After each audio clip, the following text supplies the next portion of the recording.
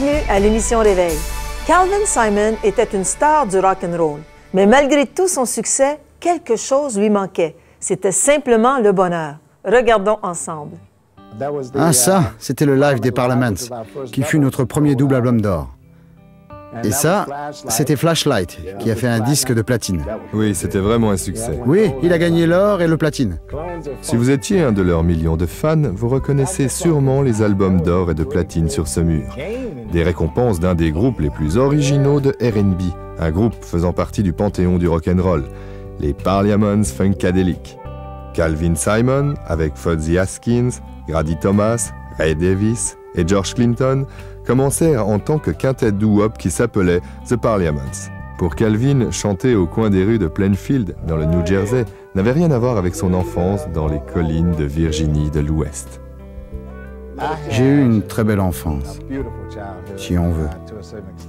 Parce que ma grand-mère priait beaucoup et elle s'assurait que je connaissais la Bible. Et elle expliquait certaines choses, la raison pour laquelle Jésus était mort sur la croix. Je ne pouvais pas comprendre cela à l'époque, mais ma grand-mère m'expliquait pourquoi et comment il l'avait fait. Cela me plaisait beaucoup. La mère, célibataire de Calvin, l'avait laissé aux soins de sa grand-mère. Son père ne s'occupait jamais de lui. Mais Calvin dit qu'il garde de bons souvenirs de ses amis, des histoires et des chants qu'il écoutait. Un jour, alors qu'ils commencèrent à chanter, Calvin découvrit qu'il avait un talent unique. D'un coup, je me suis mis à chanter avec eux. Dans mon église, chaque dimanche, à 6 heures, nous avions une demi-heure de programme à la radio.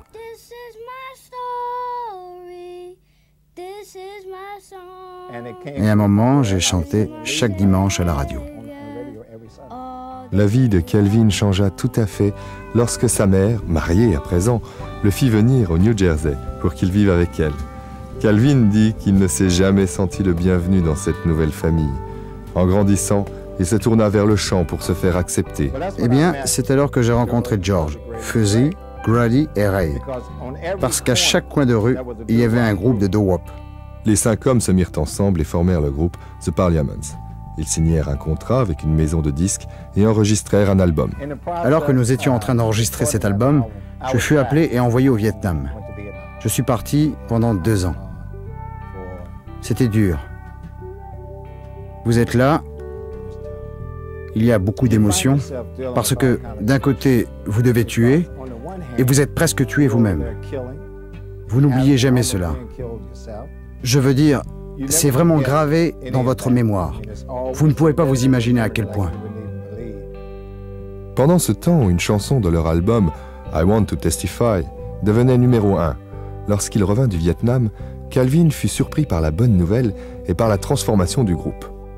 Le groupe avait perdu le droit au nom de The Parliaments en faveur de la maison de disques. Ils se renommèrent donc Funkadelic. Plus tard, ils purent récupérer le nom The Parliaments et combinèrent les deux pour devenir les Parliaments Funkadelic. Mais il y avait quelque chose d'autre qui était perdu, la part de Calvin sur les ventes de disques. Lorsqu'il convoqua une réunion pour découvrir ce qui était arrivé, tous se présentèrent, tous sauf George Clinton. Calvin, depuis son départ de Vietnam, gardait toujours avec lui un 45 semi-automatique. Il dormait même avec ce revolver sous son oreiller. Lorsque Calvin expliqua à son compagnon du groupe, Fuzzy, ce qu'il entendait faire, il reçut une réponse inattendue. Il ne m'a pas dit « ne le faites pas ». Il m'a dit « écoute, tu vas rentrer chez toi, prends ce livre avec toi ». Et je me suis dit « un livre ? Pourquoi pas ?» J'allais fumer un joint et regarder un peu la télé pour me relaxer. Puis j'ai vu ce livre. Il s'intitulait « Le miracle du grain de foi », écrit par Oral Roberts. J'ai déposé mon joint et j'ai commencé à lire ce livre. Il ne pensa plus à un plan pour tuer George Clinton, mais à appliquer quelques-uns des principes qu'il avait appris dans ce livre. Il fit de sages investissements et s'assura une sécurité financière, alors que le style flamboyant et entraînant de leur musique remportait beaucoup de succès. Mais malgré tous ces succès, Calvin n'était toujours pas heureux.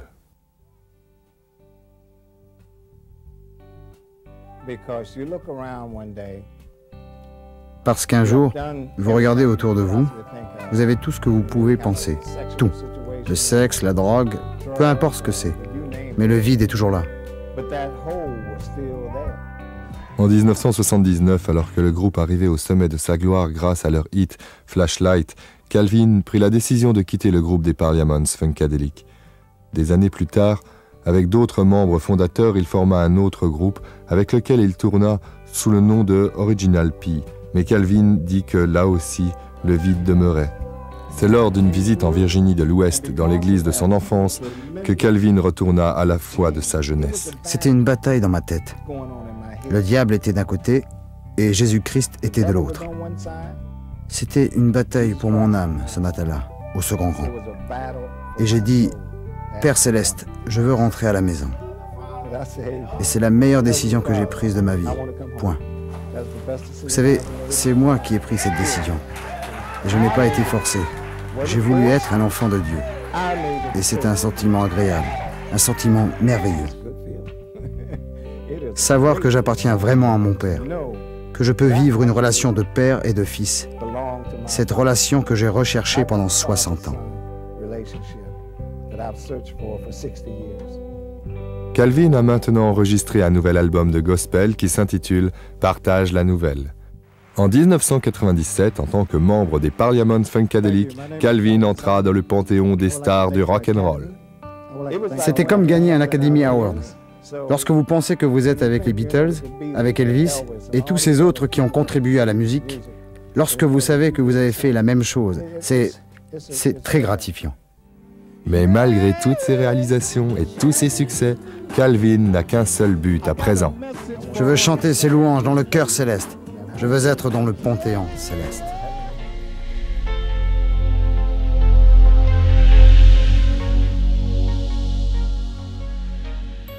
Quel beau témoignage! Louis, c'est tellement merveilleux de voir qu'un jeune comme ça peut être transformé par l'amour de Jésus-Christ.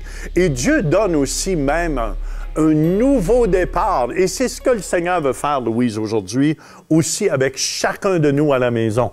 Moi, ça me dit aussi, Jean, que même si on aurait tout l'argent au monde, quand on n'a pas le bonheur dans notre vie, quand on n'a pas l'amour de Dieu dans nos vies, c'est donc vrai, hein? Il n'y a rien qui se passe. Toute la popularité au monde, ce jeune était populaire aussi. Ça veut dire, c'est pas la popularité. Elvis Presley, c'en est un bon exemple. Il y avait la popularité, il y avait l'argent, mais c'est un homme malheureux. Malheureux, il y avait des toilettes en or, il y avait tout pour être heureux, mais il était malheureux. Seulement Jésus peut combler le vide dans notre vie. Et si on veut avancer, sans Jésus, c'est impossible, parce que c'est Dieu qui a créé l'homme. Oubliez-les pas à la maison. C'est Dieu qui a créé l'homme. Et l'homme sans Dieu n'avance pas. Justement, Jean, on va voir un clip vidéo dans quelques instants, puis on parle justement d'aller de gloire en gloire et de progrès en progrès. Oui. Puis notre verset thème pour cette émission, c'est dans 2 Corinthiens 3, 18, ça nous dit « Nous tous qui, le visage découvert, contemplons comme dans un miroir la gloire du Seigneur, nous sommes transformés, c'est là le mot-clé, transformés, en la même image, de gloire en gloire, comme par le Seigneur l'Esprit, ou comme par l'Esprit du Seigneur, on va de progrès en progrès. Alors, aussitôt, Jean, qu'on devient une nouvelle créature en Christ, on peut s'attendre d'aller de gloire en gloire. C'est donc vrai. Puis dans ce clip aussi, Louise, on va voir comment notre langage change. Quand on devient une nouvelle créature comme ça, là, tout notre langage change. Fait que je veux vous encourager à la maison, là. On doit avoir un nouveau langage. Ça veut dire on doit parler des paroles de vie. On doit dire des bonnes paroles sur les uns et sur les autres, Louise. Et c'est ça qu'on va aller écouter ensemble. Alors, allons maintenant écouter ce clip vidéo de gloire en gloire. La nouvelle créature a fait pas juste entendre la voix de Dieu.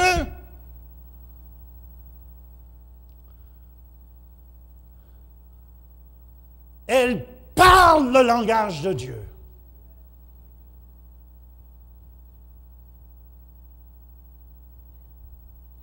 Dieu appelle les choses qui ne sont point comme si elles étaient. Ça veut dire comme nouvelle créature, je vous dis cette année, si vous parlez le langage de Dieu, arrêtez de parler la défaite. Pasteur, meurtrisseur, je suis guéri. Les hommes d'affaires, je suis un billionnaire, je suis un multimillionnaire, même si tu ne le vois pas. C'est ça la foi. Dieu appelle les choses qui ne sont pas comme si elles étaient. Et tu commences, puis la nouvelle créature a ce langage-là. C'est pour ça, je veux vous encourager, commencez à parler un langage pas de défaite. Un langage de défaite, je vais vous donner une démonstration. Je l'ai essayé, ça ne marche pas. Ça, vous êtes la queue quand vous parlez comme ça. Dieu nous dit, Amen, on peut être la tête ou la queue. Écoutez bien, si quelqu'un est en Christ, il est une nouvelle créature. Les choses anciennes sont passées. On doit laisser notre passé pour entrer dans notre futur. Luc 9, 62 nous dit, Jésus lui répondit, « Quiconque met la main à la charrue et regarde en arrière n'est pas propre au royaume de Dieu. » Philippiens 3, 13 nous dit, « Oubliant ce qui est en arrière et me portant vers ce qui est en avant. » Il faut laisser aller les faillites du passé. Est-ce qu'il y en a ici qui ont vécu Il faut fermer la porte au passé. Si vous voulez entrer dans le futur, vous ne devez pas commencer à sortir toutes vos erreurs que vous avez faites. Est-ce que je peux avoir un amen là-dessus? Ce qui est en avant de nous est beaucoup plus puissant. Paul, il a secoué la vipère. Quand la vipère était après sa main, il a secoué la vipère. Il ne s'est pas attardé à la vipère. Vous vous souvenez dans la Bible, au début de la création, quand Caïn a tué Abel. Adam aurait pu pleurer sa mort et Ève, jusqu'à la fin de leur jour. Mais non, ils ont décidé de faire d'autres petits. Ils ne se sont pas découragés. Genèse 4, 25 nous dit, Adam connut encore sa femme. Elle enfanta un fils et l'appela du nom de Seth, car dit-elle, Dieu m'a donné un autre fils à la place d'Abel, car Caïn a tué. Je veux vous encourager ce matin. Disciplinez vos pensées à ne pas toujours traîner dans le passé. Disciplinez vos pensées.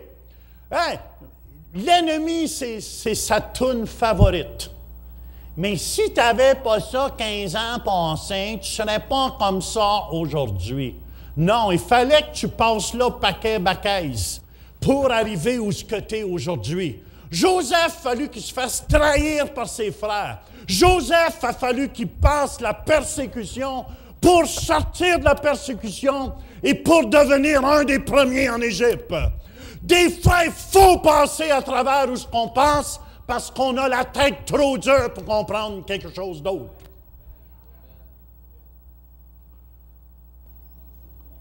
Discipline tes pensées pour arrêter de méditer à ces choses. Amen. Oui, mais j'étais pasteur à quelque part de jeunesse, puis ça n'a pas bien été. Puis...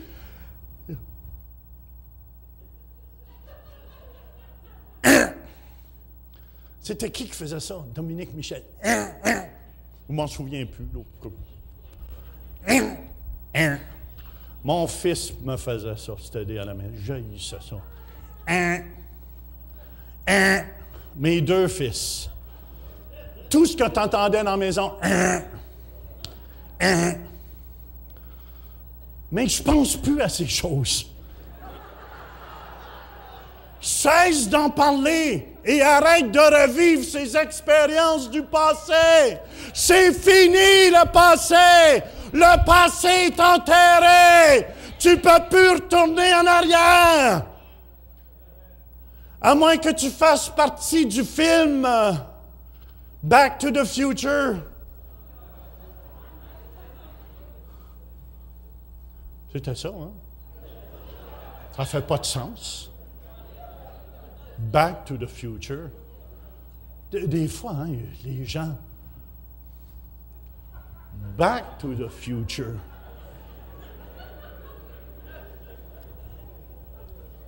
Toutes choses sont devenues nouvelles. Est-ce que vous m'entendez? Toutes choses sont devenues nouvelles. Il va toujours avoir quelqu'un au rotoir qui va dire c'est pas possible. Ça ne marchera pas. Voyons donc. Fais attention. Tu repeins pour qui tu te prends? Michael, pour qui tu te prends? C'est pas possible. Ta vie est finie, Carl. C'est l'ennemi. Les gens négatifs du peuple d'Israël ne sont pas entrés dans la terre promise. Caleb, âgé de 85 ans, et Josué ont entré dans la terre promise. Parce qu'ils ont pensé différemment. Ils ont vu différemment. Ils ont entendu les promesses de Dieu. Puis ils ont parlé les promesses de Dieu.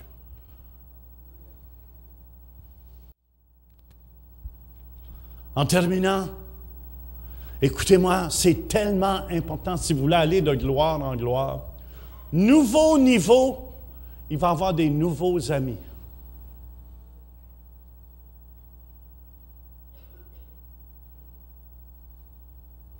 Moi, je fonce, je m'en vais à un autre niveau, mais, amen, amen, s'il y en a qui ne veulent pas bouger, moi je bouge, puis Dieu va m'envoyer des nouveaux. Essayez pas de ramener des gens des fois dans vos vies. Mais je comprends pas, il veut plus me parler. C'est Dieu qui arrange ça. Parce que chaque fois qu'il te parle, il te met down. Puis il descend. Chaque fois qu'il te parle, il te méprise. Moi, un jour, j'avais un ami qui était comme ça. Il était jaloux de moi. Parce que je faisais de la musique, puis je dis, m'en faire un album. Non, il faut faire attention quand même, là. Mais il me descendait toujours. Moi, j'y partageais mes rêves, puis lui, il arrivait le lendemain avec les mêmes rêves. Puis il disait, c'était ses rêves, quand c'était mes rêves. Le voleur.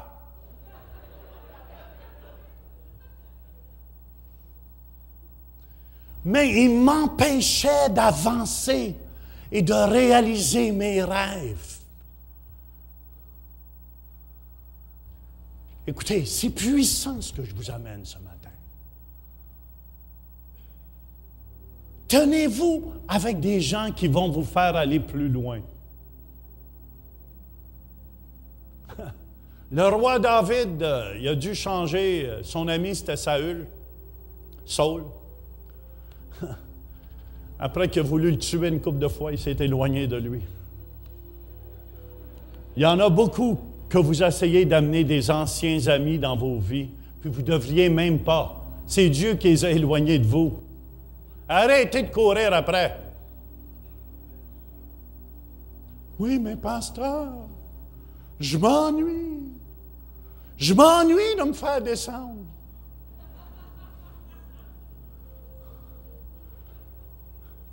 Tu sais, des fois, tu n'as pas besoin de passer grand temps avec quelqu'un. Tu sais de quel bois qu'il chauffe. C'est donc vrai, Jean, que quand on devient une nouvelle créature, veut pas, nos amis changent. Ah, ça, c'est automatique. Moi, je me souviens, le jour où j'ai donné ma vie à Jésus, numéro 1, j'étais un ex-drogué alcoolique. Mes amis, croyez-le, quand j'arrivais avec ma Bible, puis je leur parlais de Jésus, ils se sauvaient de moi, Louise. Ils s'en allaient loin de moi parce qu'ils avaient peur, on dirait, d'affronter la vérité. Ils avaient peur d'affronter la vérité. C'est sûr que nos amis qu'on avait avant dans le monde ne pensaient pas comme nous. Je veux dire, on ne pense plus comme eux, c'est-à-dire. Oui, ça, c'est on ne pense plus comme eux, puis eux ne pensent pas comme nous non plus. Alors, on n'a plus rien en commun. Non. Alors, c'est important de se tenir avec des amis, comme tu disais, qui vont nous élever ou qui vont nous encourager. Qui vont nous bâtir. Parce que c'est important, si vous tenez toujours avec des gens qui sont jaloux de vous, vous n'avancerez pas dans la vie, là. Moi, je vous ai dit, j'avais un ami qui était jaloux, je lui partageais mon rêve, puis il me volait mes rêves, puis là, il disait que c'était ses rêves à lui après. Puis le jour où j'ai décidé j'étais pour suivre Jésus, même si lui ne voulait pas le suivre, c'est là que Jésus m'a fait avancer. Puis il m'a donné des nouveaux amis, Louise, aussi. Oui, parce que, comme tu disais, les choses anciennes sont passées. Voici, toutes choses sont devenues nouvelles. Alors, si on ne veut pas reculer dans la vie, il faut vraiment avancer avec des nouveaux amis, des nouveaux projets, des nouveaux rêves, des nouvelles choses à accomplir. C'est comme ça qu'on va de gloire en gloire et de progrès en progrès. Sans ça, on n'avance pas. Puis si vous voulez, posez-vous des questions des fois. Peut-être vous êtes avec des amis depuis des années, puis vous avancez pas. Moi, c'est pour ça que j'aime me tenir, Louise, avec des champions. J'aime me tenir avec des hommes puis des femmes de Dieu, là, qui m'encouragent, qui m'excitent. Ça me fait penser... c'est pour ça que j'aime des fois des hommes d'affaires. J'aime me tenir avec des hommes d'affaires chrétiens, là, qui sont des fonceurs. Il n'y a rien, aucune épreuve les empêche d'accomplir leurs rêves. C'est ça un homme de foi, dans le fond, pas une femme de foi. Peu importe les circonstances, l'homme et la femme de foi, eux, regardent au-delà de leurs circonstances. Ce sont souvent aussi des gens positifs. Des gens qui encouragent, parce qu'on sait que le contraire de l'encouragement, c'est la critique. Puis quand on commence à critiquer, que ce soit le pasteur, que ce soit l'église où vous allez, que ce soit votre travail, que ce soit votre conjoint. Alors, ce que vous faites, vous détruisez la personne au lieu de bâtir. Écoutez bien ça, ce que je veux dire, Louise. Pour moi, la critique est l'évangile du diable. La critique est le contraire du livre de vie. Et c'est pour ça, tous ceux qui critiquaient, même Moïse, ceux qui ont critiqué Aaron, ils ont tous été détruits. Et je vois quand les gens tombent dans la critique, on dirait c'est l'arme favorite du diable. Puis qu'est-ce que ça fait? Ça bloque la bénédiction de Dieu. Alors, les gens qui critiquent ne peuvent pas être bénis parce qu'ils mettent un mur de séparation entre eux et les bénédictions de Dieu. Et c'est le contraire. Souvent, ces gens-là ne croient pas. C'est pour ça qu'ils critiquent toujours. Et souvent, c'est normal hein, que les gens critiquent ceux qui réussissent dans la vie. Parce que souvent, ils sont jaloux. C'est pour ça qu'il ne faut jamais écouter les critiques. Les seules critiques que je vais écouter, c'est de mon épouse ou de gens positifs qui sont autour de moi. Ils essayent de me corriger parce que je dis toujours « cancon », c'est « canton ». Puis écoutez bien, je dois prendre ces critiques constructives parce que je veux parler un bon français, puis je veux pas toujours avoir des expressions peut-être qui choqueraient la personne qui m'écoute à l'autre bout. Parce que je fais de mon grand possible, en tout cas, pour parler un bon français. Oui, je pense que un exemple dans la Bible qui m'a toujours frappé, puis c'est que l'histoire de Joseph. C'est vrai. Comment Joseph a été critiqué par ses frères parce qu'il avait un rêve. Alors, il y avait quelque chose à apporter à ses frères. Il y avait un rêve qu'un jour était pour aider à sa famille. Puis ses frères, au lieu de l'aider, ils l'ont critiqué, ils l'ont haï, ils l'ont vendu. Ils l'ont vendu. Puis Joseph s'est en allé en Égypte, puis on connaît l'histoire que finalement, Joseph, à cause de son caractère, à cause que c'était un homme optimiste, positif, un homme de Dieu, a percé dans le royaume de Pharaon, est devenu le numéro 1 de Pharaon. Puis qu'est-ce qui est arrivé, Jean, avec les frères? Ils sont revenus vers Joseph et ont hérité des promesses et des bénédictions que Joseph avait sur sa vie. C'est pour ça, vous, à la maison, n'écoutez pas les critiques. Même souvent, c'est nos proches. Ça peut être nos parents même.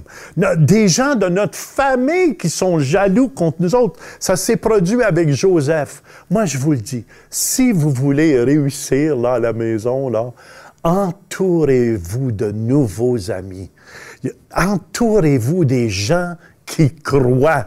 Et moi, je vous dis, si vous persévérez et si vous vous fermez les oreilles à toutes ces critiques destructives-là, et si vous vous attachez aux promesses de la parole de Dieu, moi, je vous le dis, Dieu va vous donner du succès à la maison. Peut-être que, Jean, on pourrait terminer en priant pour les gens à la maison qui ont des difficultés, justement, à laisser les choses anciennes en arrière puis à foncer pour Dieu dans leur vie. Souvent, Louise, aussi, les gens étaient habitués, on peut se donner la main à la maison, à critiquer. Ouais. Et pour se valoriser, ils critiquent les autres, puis ils croient que ça va les élever.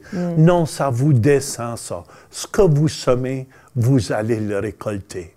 Et moi, je demande au Seigneur Jésus, présentement, de prendre toute critique des cœurs, de prendre toute critique qui amène la malédiction dans votre vie.